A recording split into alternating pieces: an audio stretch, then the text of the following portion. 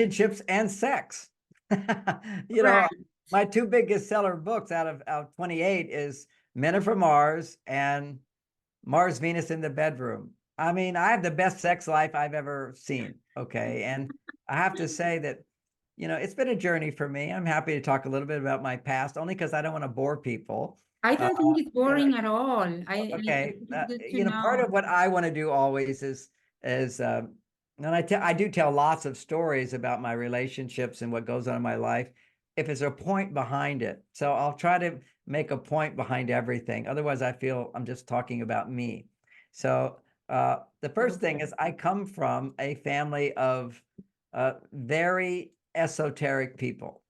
Huh. So my mother had the biggest esoteric bookstore in the world. In Okay. California? And no, in Houston, Texas. Uh, Okay. Texas. And in California, there was the other biggest esoteric bookstore in LA. And Okay. without any advertising, my mother's was actually even bigger. Uh, and Huh? what it is Mm. once the kids grew up, she had 7 children. I'm number 5. Oh, And I wow. remember when all the kids were in school, she came to me. She did this with each of the children, I think. But she says, now that you're all in school and you're not at home all the time, uh, I would like to start a little business. And would that be okay with you? It was very sweet, my mother asking me if something's okay. Well, she had the biggest library on her own. There was a whole room, which was Ah, all bookshelves my and dream, my esoteric dream. books. Yeah, yeah. So she had it all. Okay, she really had it all, and so she said, "Now I'm gonna buy another house." I think she rented it in the beginning, and just bring all my books there, put up a little sign, and let people borrow my books. My dad made enough money, so she didn't have to make money. So that's an important thing. She wasn't doing the bookstore to make money. She was doing it to share her books. But eventually people said, I want to own my own, you want to have your own. Right. So she started ordering books for them. And then it became this big bookstore. There's something about that, which is if your intentions are just to serve, your success can be great. It can be great, but you have to have other conditions.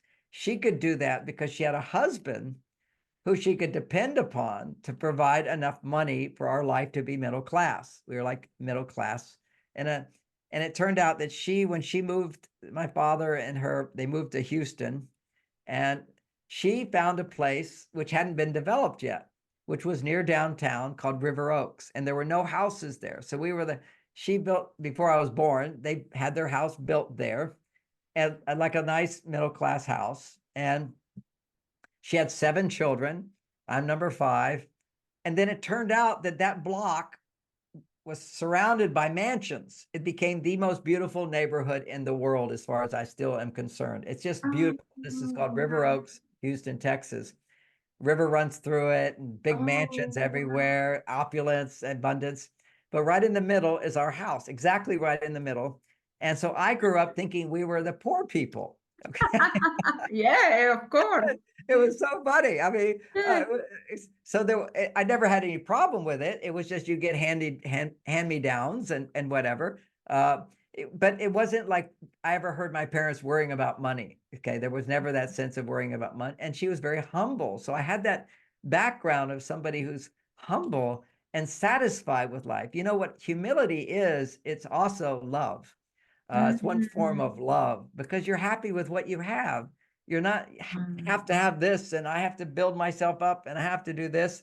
Oh my This is why God. I hesitate to even talk about myself so much. I want to build myself up. I do have to promote my books and so forth. So I do have a bio I put out there to promote, but I really just want to be of service. And I thank my mother for that. And I also have a sense of well-being that comes from the life she lived, which was, and sometimes she would say it when I would be upset about something and want something I couldn't get or whatever. And she would say, now that, what was her phrase? She would always give her phrase that, now, Johnny, you always have what you need in this world. And when you feel like you don't, it's you're looking in the wrong direction. Okay. Oh So my this is goodness. You've had an awesome mom. yeah, she was an awesome mom, no question about it. And and she had grace. That's the description of grace. In some of my books, I write about a state of consciousness where once you recognize you're the source, when you connect to the source of all your thoughts, all your feelings, which is the God, okay, it's where everything's coming from. After that, once you connect to the source, then the source has desires. Because see, that's the motivation in life. And I went through a period of time in my own spiritual enlightenments where I had no desire. I found the source, I can write my books and whatever, that all comes from the source within me, and it's a flow.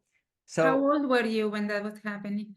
the source? No, you. How old were you when you This ran when out? I'm writing Men Are From Mars, 40 years old. I'm 40 Okay, at that 40 time. years old. And Okay. and so I'm busy, but I'm not yet to the place where I became in my 60s and 70s. Okay, so what happened when I started turning 70, and I'll come back to my past if you want me to, but there's Yeah. so many stories. Okay, so but when I turned 70, something happened other than sex. I always have my passion for my partner, and sex is amazing for me. And I think that I just counseled a couple today, and they hadn't had sex in 8 years. All they have is problems and discontent. And I just know if you're having great sex with your partner, all those problems are little. Okay, you can't have big problems, particularly for a man, but also for a woman, when both are fully satisfied. Now, but when I got to my 70s, other than my sex drive, I started feeling tired, and I didn't have my same energy, which a lot of my friends have as well. They're not interested in sex at all.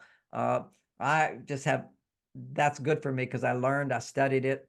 Because when you're a monk for 9 years, what happens is when you stop being a monk, I was pure celibate, never Oh masturbated, my never did goodness. porn. I mean, I know the real benefit for a man of retaining semen.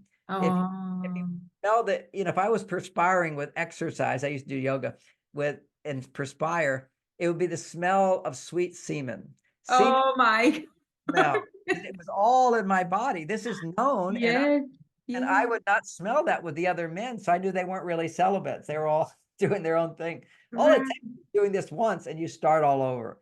And it takes years to build up that level of semen infusing the brain, giving it brilliance, giving it radiance, giving it charisma. This is what's possible for men. When a woman makes love with a man like that, then she gets that same benefit as well. They don't have the same biology, but when a man can build up semen with himself and then make love with a woman, then she gets that huge benefit. There's so many So benefits. that's what's the name of the guy, the book, how to, oh my goodness, I have that book. There is a very famous book, Think and Grow Rich. Yes. And they That all talked about sex sublimation. he talks about that, and I Yeah, was like, what is he talking about? I read that chapter like 5 times, and I got my own idea, but no, now they don't explain it because in those days it was impolite. Even I don't share the details. If okay, people want to know the real details of sublimation of sex details, it's very graphic. You have to understand. I okay, can't say that just on an interview. yes, no, I I do don't want you I to. do have, and maybe you want to take it, but I'm doing a 6-week class on what's the name of that social media? Instagram. If you go to Soul Search on Instagram, they have an ad for an August 15th, somewhere around that time. I'm doing a 6-week program for people where I will go into those details. It's Okay, just good. can't talk that way in public. You have to get at all the biology of women and men and what happens in sex and then what you do. And it's too much for people to Yes, hear no, unless they're more dedicated to it. I wouldn't want it to be taken out of context. yes, They all talk about sex sublimation. And this is anytime a man goes up and down on his penis like that without making love to his partner, he will lose life force energy. Literally, this is one of the major reasons. There's two major reasons men are no longer men on average. They're a 20-year-old today has 20% less testosterone than 20 years ago. Oh, wow. And what that does, it weakens them. I was on another point. I'd like to finish it. Yes, sorry, I'm not going to interrupt you anymore. It's Yeah, just so interesting what you're saying. it is. I could go all over the place, but I want to finish a good point, which is, so I was at 70, my energy was dropping and whatever. And there's certain things I was doing by mistake. And one of those things was intermittent fasting. It's Oh, it's the rage now. Everybody's doing intermittent fasting. And for 15 years, I only eat one meal a day. And that was great for 15 years until my metabolism slowed down, that my body wasn't making energy like it used to. It will in the beginning, because when you do intermittent fasting, your blood sugar stays steady because you're not adding food to your body. And that's a good thing. But what we want is for us to eat lots of food and our blood sugar stays steady. That's the normal thing. And right. so by fasting throughout the day, being a monk and having that part of my life, it was easier for me than other people. But after a while, it becomes easy for anybody to skip meals and then have a big meal. But anyway, what I found is, yes, I lost weight. I tend to be an endomorph. There's different body types. Endomorphs are more round. Ectomorphs are just very narrow. They don't have much muscle or fat. And then there's the endomorph. The endomorph has more fat cells. The ectomorph has less muscle, less fat. And then there's mesomorphs. I'm an endomorph, so I can get fat really easy. I'm like a fat Buddha. Okay, I can eat a bowl of ice cream and suddenly I somehow gain 10 pounds. Oh, no, that sucks. It's terrible. And I like ice cream, but I only occasionally. But anyway, so I had been doing intermittent fasting for so long and liking it, but my energy level was dropping. So I did two things. One is I realized when you're sourcing, when you come from the source, you no longer desire for yourself. Prior to returning to the source is a place where your ego dissolves. Now the ego has to, when the ego dissolves, then there's no you in the way of what's coming through you. So that's a spiritual experience. Everybody says self-realization. Well, actually, after self-realization is the dissolving of self, to realize that there is no self. There's just this force that comes through you. And then when that force comes through you, then what happens is your creativity and flow state, and then you're living in flow all the time. But what happens at that point is your soul, the source, has its own desires. So you're in line with your own desires. And for everyone, if they're in touch with their soul, their own desires is not for themselves. It's to serve. That's who we are. That is the purpose of life. People, when they have existential crises and they're depressed, what am I here for? What do I want to do? They're just thinking about me. And you can't just start thinking about others. You have to actually take action and do for others. Now that's for men. Now for women, it's not so much about doing for others. It's about learning how to get people to do for you. See, the opposite, which is coming back to what I want is someone, I want help. Okay. And that's marriage. I want somebody devoted to me. I want to be number one. I want to make my wife number one. I want her to feel like she's the most important person in my life. And if I'm not feeling that, then I have no desire. I was looking like, where's the desire? I used to want to write books, help the world, and all these things. But once I had no ego at all, when it all dissolved and the source was there, it was just blank. It was no desire at all. And, some people think, oh, that's a great state, give up your desire. No, give up your desire for yourself and feel your soul's desire to serve others. Now, for women, their soul desire is to be cared for and to be supported by another so that she can then be of service to her children and to the world and so forth. But for women, it's a different thing. For women, the first step for them is to learn, I can't do it myself. There's a lot of things I can do myself, but I can't do it all myself if I want to be happy, if I want to be a loving being. You have to receive in order to give love. If you're a woman, a man has to selflessly give and have someone love him for it, and then he will feel love. This is amazing stuff. It's a lifetime of understanding the dynamics of masculine and feminine. But anyway, so I've solved that problem. Two things. One is I had to stop during intermittent fasting. I found this doctor he's published over 50 different peer-reviewed studies.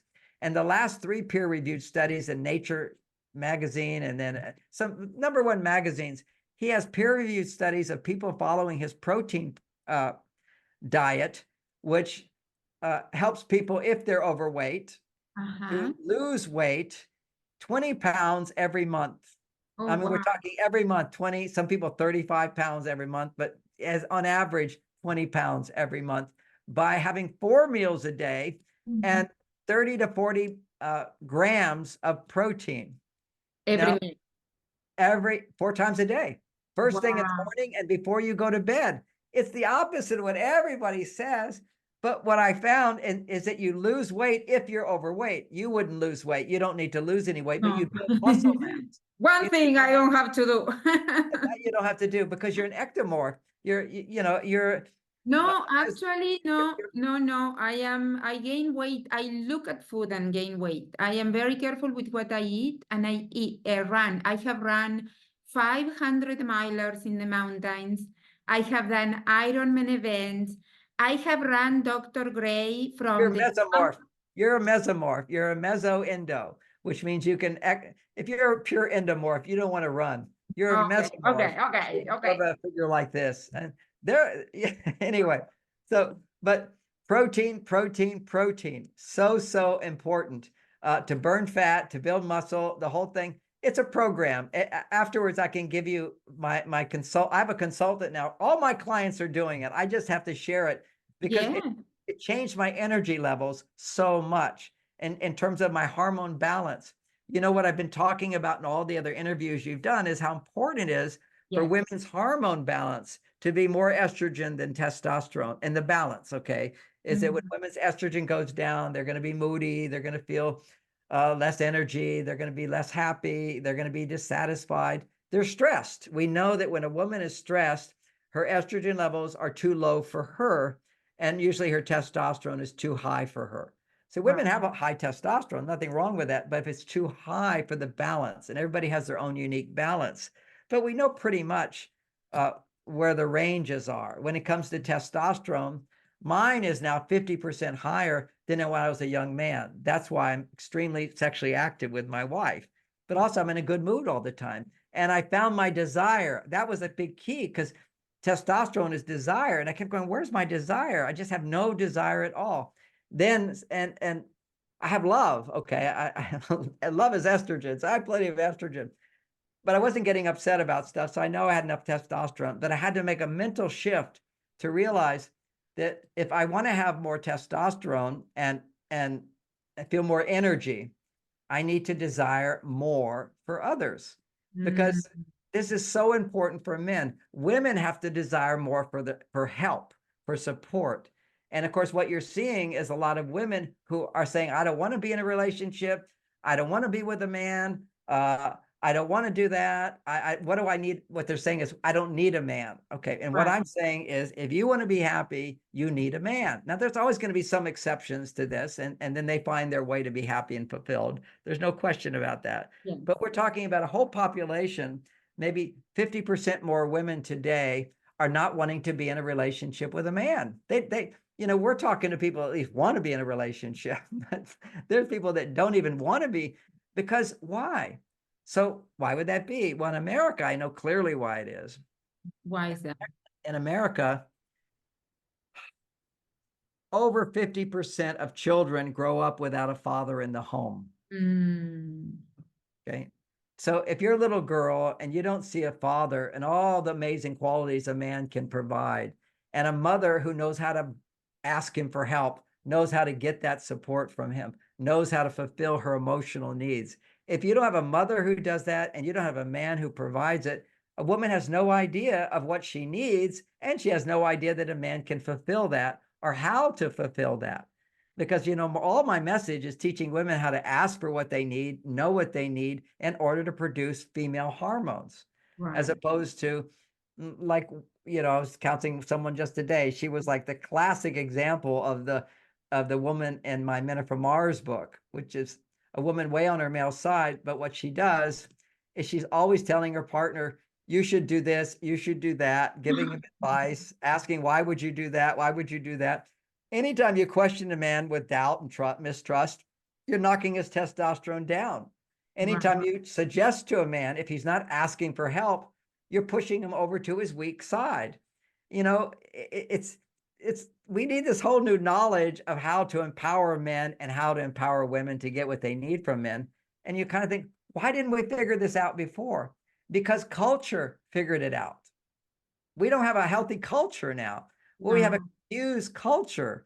And I'll just add to it, the beta breakers where you're telling me you're going to go with everybody running naked. Nobody did that in the past. No. No, it's not a healthy thing to do. What we need is modesty. I'll tell you about modesty even in a marriage. If nobody else sees my wife naked, then she only gets naked with me, then it's special. Right. If she's a porn star, it's not special to her or to me. And even when, you know, some people are like, I'm all nature girl and everything. I know one of my clients, she's nature girl. They walk around naked in their house all the time. Her husband's not turned on to her anymore. I see there's other dynamics there, but part of it is just the casualness around nakedness.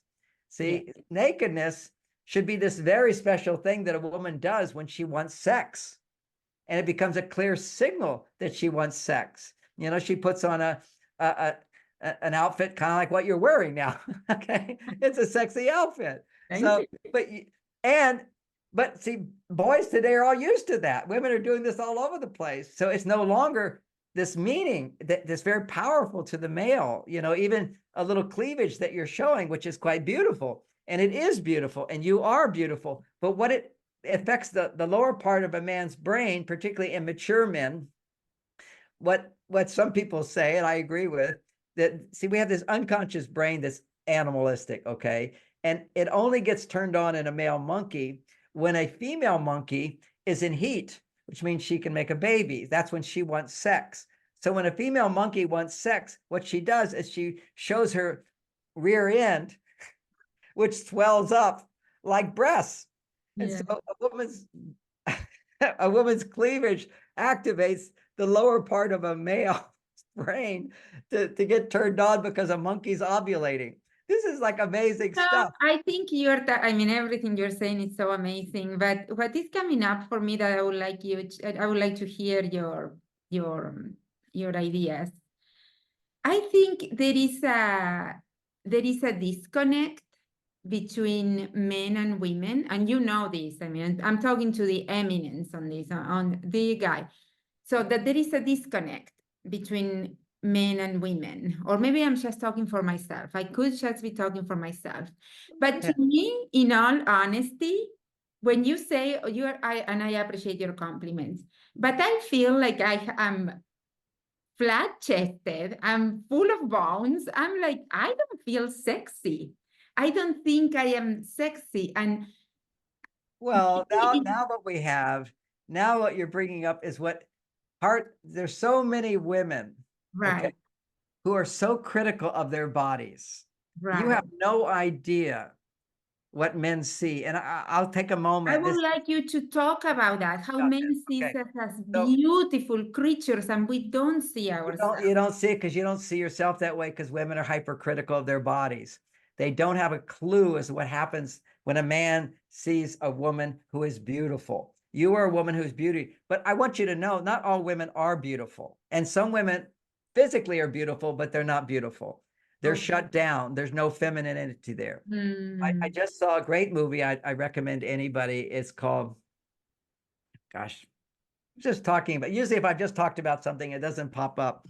But in this movie, maybe you're not going to get the name of it, it might pop up. But there's this man who's lost a child. He's depressed and he doesn't talk. And the woman wants him to talk. And whenever anything comes up around the child that died, it's a mystery how they died. You don't find out until later, so I'm not going to say it. But he gets angry, he throws tantrums, he gets mad. He's really destroyed by this, hugely depressed, very hard to live with him. And she's trying to convince him to let it go and whatever. And she puts on this kind of sexy nightgown kind of thing to kind of come close to him, to kiss him. And my reaction was, ew, I do not want to see this. I do not want to see this. This, you know, and she's not my type. So that's even more, these movies where the woman is my type, I kind of go, okay, a little something's okay. But if they're not my type, I don't want to see that. Okay. So it's because you're part of the movie when you're watching it. I For this, know. for Yes. this woman, I was rather judgmental of her and just not my type. And I was like, don't kiss. And then he said something and she went out of the room. She was angry with him. So she was wanting him to change his mind and using sex to do it, and he wouldn't change his mind. And then so she went out of the room mad. So that was that little dynamic. And towards the end of the movie, it's an amazing story. He eventually opens his heart and by becoming an actor in the movie and in a play of Romeo and Juliet. And she's in the audience and she sees him, going through his feelings when Romeo looks at his Juliet and feels she's died. I can't believe it. And his tears flow forth. It's a very real moment. Rotten Tomatoes gives it 100%. It's so fantastic. This Oh my movie. God, I wish you remember the name. Yeah. Well, Dr. Gray. Yeah, you could put it in the comments. I may have to look through the comments to get it. So many things in the I remember. comments. It's called Ghost Light. What? I got it on Netflix. Ghost Light. Okay. Ghost Light. I'll put it in the comments. And then after, she sees this is my man. He's up on the stage and he's showing his emotions and he cares so much. You could see her heart opening to him, his heart opening because of this huge tragic loss. And then they kiss, and I'm going, yeah, I'm just real happy with the kiss because there was love. There was connection. And then real connection. Who cares if somebody doesn't look sexy? See, it's the love connection that makes the sex last for a lifetime. Now, with my first marriage, before I married Bonnie, I was married to another woman. I tried to marry Bonnie first. She's my soulmate, but she said she's not ready. Yeah. I tried to marry Bonnie. I dated her for a year. Yeah. That's a great story. Wow. See, I'd been a monk for 9 years. I didn't even have a job yet. I was just developing my career. I was a computer programmer for a while and I was building up money. You don't want to, she had 2 little children from a previous marriage, so she felt like I'm not mature enough. I'm not ready. And I wasn't. For a man to be successful in a marriage, he has to be able to at least financially take care of himself. Okay. And then have something left over for his partner. That gives you that gives you testosterone. Look what I can do for her. I can do something for her so she doesn't have to do it herself. What a great thing that used to be. It's not that way anymore, but we can counteract. And what I was saying is it's the culture. That was the culture of my parents, where the man can make enough money and a woman didn't have to work and she could have children. And when a woman has children and a man can provide for her financially and she doesn't have to work, she doesn't have to worry about money. She can be there for the children. A huge amount of hormones get produced that create so much love in her heart that you don't need all these techniques that I teach to awaken women's estrogen levels. Women are over on their male side. They're not making estrogen. But my mother, for example, at that time, which kind of a golden age of the 50s and 60s in the country where I was living, where a man could have a home and support his wife and family on a one person doing it. That's gone now. That's gone. But I figured out ways. My in-laws were like that too. Yeah. So what culture was doing, culture told men, if you want to have sex, you have to get married. That was the first thing. No free sex. That was the feminist movement, ruined that for women. Your power to get a man to commit to you dramatically drops when you have sex with him, because that's our biggest motivator. Every teenage boy wants, how can I get sex? How can I get sex? Now that's even going away because birth control, women are more free with their sexuality. And if they're not, he goes on porn. He gets it off of porn. This is like destroying masculinity and proven to lower the testosterone levels. Oh, so much on that rant, but I was so much. Oh my goodness, that was fabulous. That was fabulous. We're talking about something else. I'm trying to remember what it was. But we can talk a little bit about the movie. I'm just going to say the movie. Oh, yes. Okay. So this was something then when I married Barbara and I were my first wife, we were in role reversal. I wasn't yet the mature man. I was a yogi. I mean, I was a celibate monk and I was very powerful in that way. But now coming out in the world, I'm powerless. I have no money. I have no job. And my first wife had money. She had a house, so I could live in her house. She was my personal assistant to help me build my business as a seminar leader and a teacher. So she was there for me, but basically I depended on her too much. And that puts me on my female side. And she was solving my problem. She was like my provider. And Wow. so that's the flip side. That's called role reversal, where women are basically taking care of a man, and a man is like, I need your help. So whenever you're needing help, your estrogen goes up. So we had wonderful sex in the beginning because I was studying sex after being celibate for 9 years. You say, okay, I got to study this and learn about it. So I read books about it. I got a PhD in sex counseling. That was my big fascination, is to learn. And how did I learn? Because after being celibate for 9 years, and then that's a whole nother big long story. It's really fun. But I ended up having 6 girlfriends and lots more. Okay. And having sex. I would travel around in my car because I had no money, but I had an old car from before when I was a teenager. And my parents had given me a credit card for gas. So I would drive and meet women and stay the night with them, and they would feed me. I would never say I didn't have money or whatever. I didn't ask her, but they would, I'd make love to them. I'd seduce them, and Oh my goodness. and they would feed me basically. So I did this until finally it was just 6 women, and then it was 4 women, and then it was finally just this one woman, Barbara, and the other one was Bonnie. And I tried to get rid of Barbara. Barbara just persisted me. She pursued me like a man should be pursuing. And Bonnie is someone I was pursuing, but not yet worthy of her love. So I ended up I going, love Bonnie. I love Bonnie. I wish she's I could amazing. meet She her. sets boundaries. She asks what she wants. She got what Right. she wanted. And so, but Barbara, wonderful human being. She's just more on her male side. So she was always trying to earn my love. Now, when women try to earn love, after a while, they will become exhausted. And that's what happened with Barbara. She was married before with 2 other men that she did the same thing. She gets exhausted and then falls in love with somebody else. With me, after 2 years, she fell in love with somebody else. They divorced, and she fell in love with somebody else. So that's her pattern in life, is on her male side, pursuing the man rather than having a man pursue you. When a man pursues you, then he's on his testosterone side.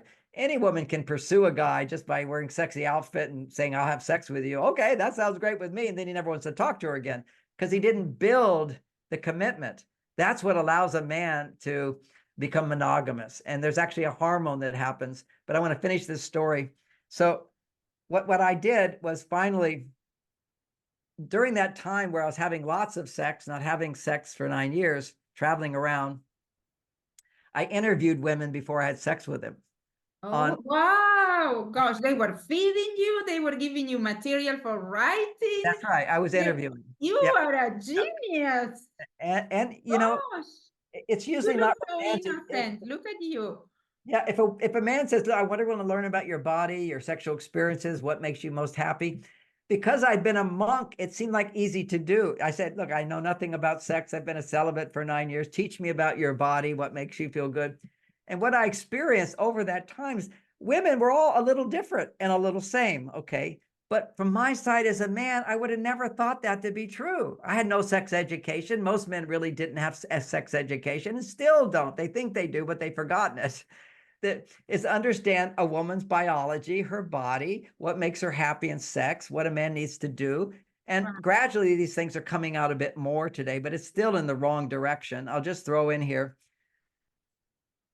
when people take this course I told you about at Soul Search, I'm going to do a whole 2 hours just on the intimacies of sexual fulfillment in a marriage. I think it's just so important. And also when you're dating, whatever, but more importantly, to keep the passion alive. Without these tools and awarenesses, it goes away. So anyway, so I was interviewing them, and that gave me confidence that I could teach my own message. Because remember, I was a monk for 9 years. I was teaching the message of my main teacher. And that was my confidence. I was like a celebrity in the TM movement, Transcendental Meditation. He was a monk. I became a monk. I was his #1 student. They even had my picture in all the TM centers, which made it very easy for me to travel around to all these TM women and make love to them. I was a bit of a celebrity. So it wasn't just doing it by practice. I had some You read advantage. my mind, because I was wondering, how did he meet them? That's what I was wondering. Right. You just go to the TM centers and find the one you're attracted to. Okay. have conversations with her. And I mean, I was famous there. You know, fame does a lot for women's arousal, so to speak, and And also the meditation and the, you spirituality. were talking about spirituality, you were available emotionally, you were the whole package. The only thing you were broke and you weren't into looking for a relationship, it seems like. I wasn't really looking for a relationship until I fell in love with Bonnie. That was, I was really exploring, you know, back So then. what made Bonnie different besides the fact that she had standards? Well, I'll tell you, she was educated. There's another book called Fascinating Womanhood. Oh, I read that book. Love that book. Yeah, well, that's the correlate. Love That's the that. balance of Men Are from Mars. Bonnie was reading that book. I mean, she had read that book. She was practicing Oh, that I got book. this one. Yeah, Yeah. so powerful. So anyway, so Bonnie was the woman I pursued. She wasn't pursuing me. All the other women were pursuing me because I was a celebrity to a certain extent. But I really Right. had to earn it with Bonnie. Although I have to say, one of the sweetest things, in one of those last days of Bonnie died of cancer, and yet she was lucid. And we had some conversations with the kids all around her. We're in the deathbed, basically. She had lost all of her body was a skeleton, basically. And she said, the kids said, well, how did you meet Dad? And What did you say? she said, I was in Lake Tahoe, and your dad was visiting a TM center there on Lake Tahoe. And I came out of the water, and he was there.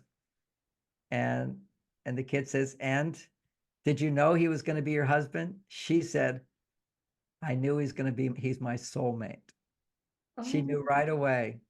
And yet we did end up being together, and then it ended and I came back. But that's what she told the kids, is that when I came, what did you think? And she says, I realized he's my soulmate. And oh. they asked me, okay, well, what did you think, Dad? I said, I think I want to have sex with her. Oh my goodness. As real as it gets, huh? Not sugarcoating it.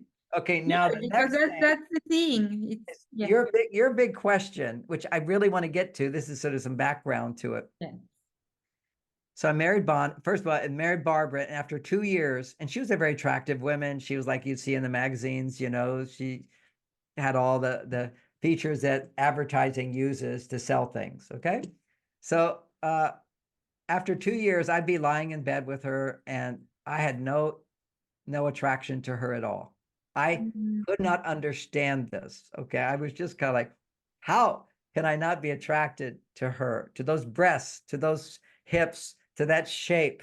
How can I not be attracted to? I could not understand it. It's because we were in role reversal. Mm. She was penetrating me all the time, and that can turn into giving me advice, helping me, whatever. And I'm receiving. I was on the female side of receiving. You need a sexual polarity where the man is more masculine and the woman is more feminine. Then that's like the magnetic pole of two magnets, a positive pole and a negative pole. When they get close together, like naked, there's a click, and the passion sparks. And Right. you can't have that unless in a marriage, couples will stop having that spark. Everybody asks me, how do you bring that spark back? Because when you marry a woman, which is a great thing for a man, it has so many benefits. One of the benefits is we live longer, we have less sickness. That's the average.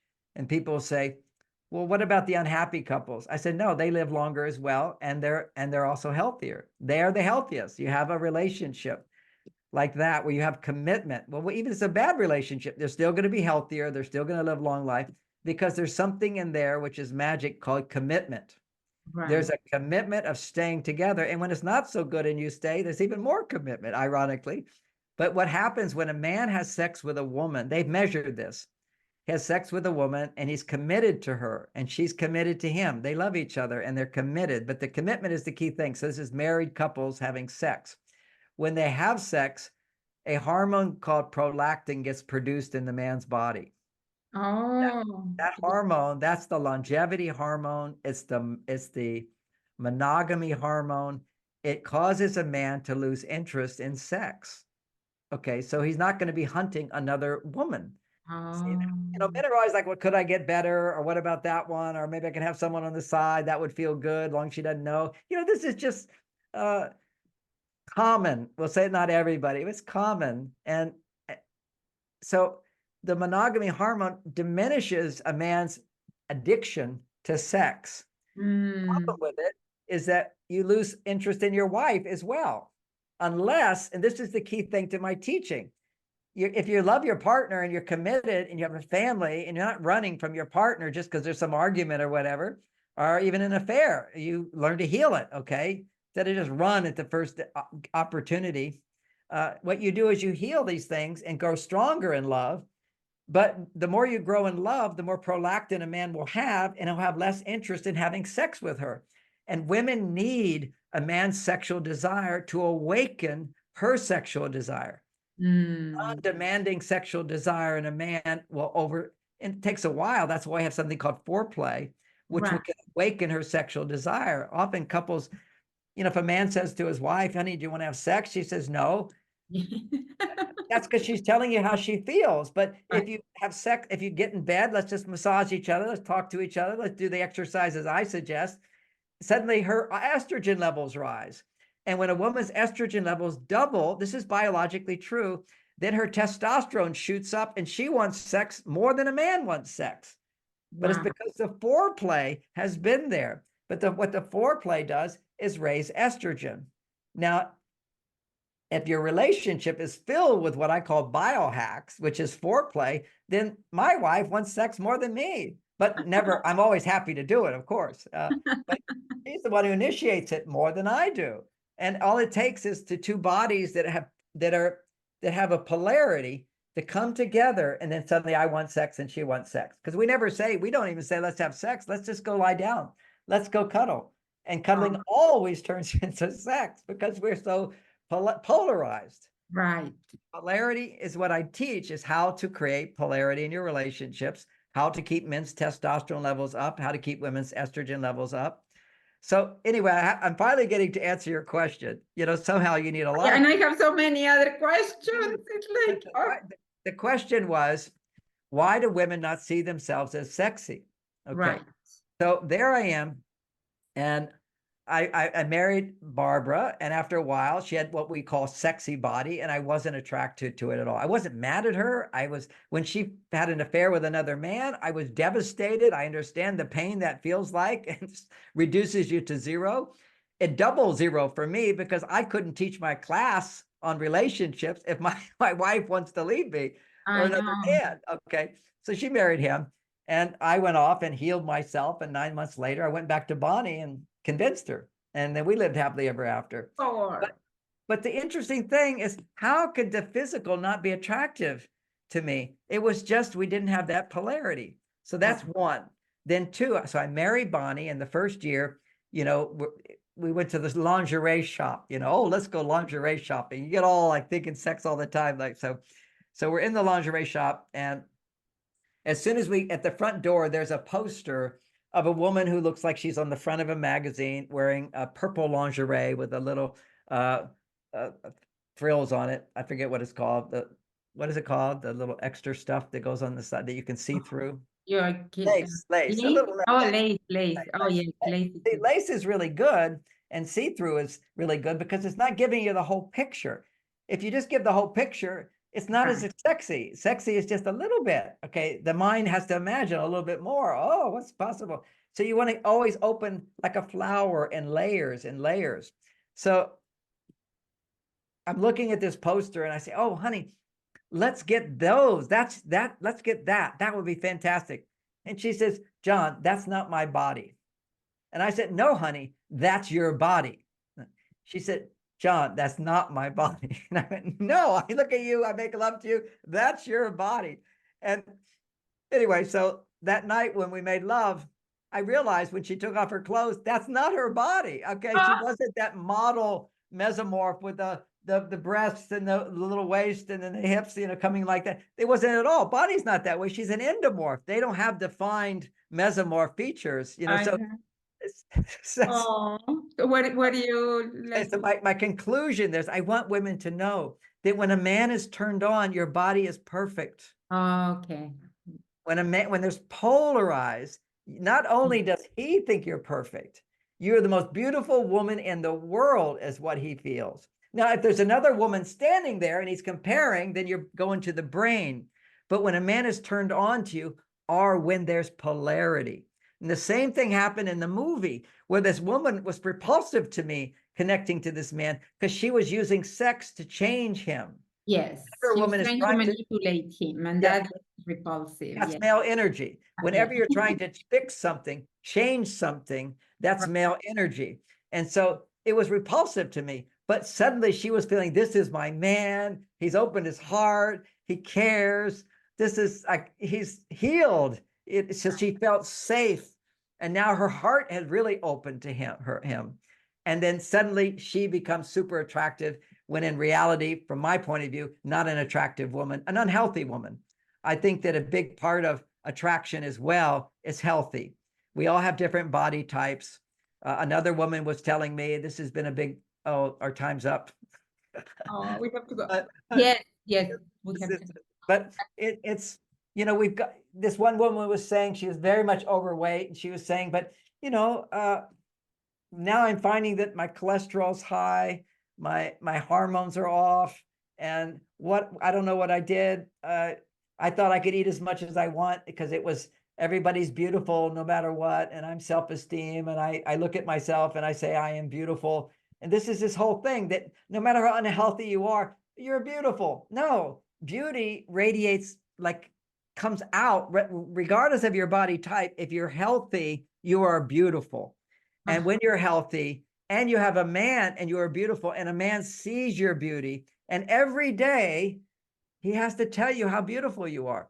And so here's one of my biohacks. You say every day in your relationship, this is one of many, many that people will learn in that 6-week class, so they can learn. And I need to get the link so I can promote the it. link to that, that would be great.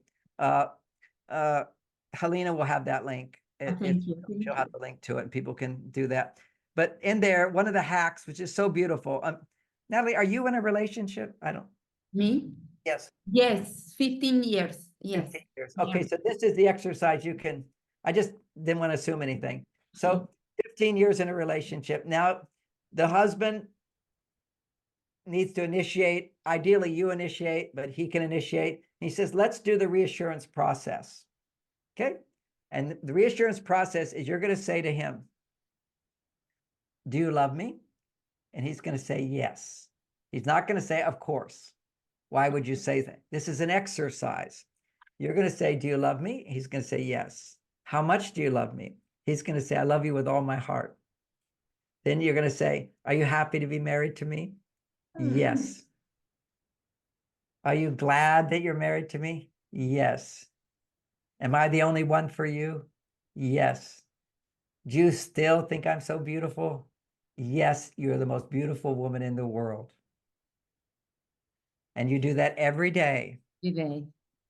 So what you're doing is, as opposed to him just saying, honey, why do you think you're not beautiful? You're so sexy and so beautiful. No, you're asking, because see, you're insecure deep inside. Am I really beautiful? Am I really sexy? And am I after you do the love part, you love me, and am I beautiful? Am I sexy? Yes, you are so sexy. I'm such a lucky man. And are you lucky to have me? Like, have me? Yes, I'm so lucky. Women, I have found, if they want the juices of what they felt in the beginning of the relationship, you have to feel what you felt in the beginning of the relationship and reveal that.